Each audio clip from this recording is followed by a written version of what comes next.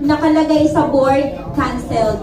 Ang dami na po namin nakapila doon. So, doon po nag-iiyakan na yung mga OFW na wala na po silang babalikan na bahay. Ganyan yung iba po. Sobrang, may penalty na kasi overstay na sila doon.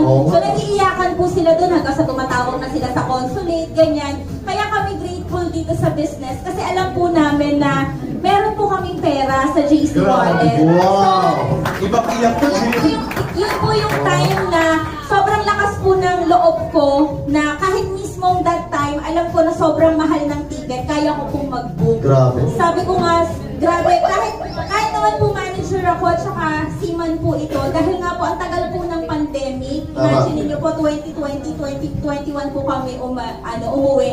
Kahit po pares po kaming may trabaho, kung wala po yung JC, hindi ko po kayang mag-book. Tama. Wow!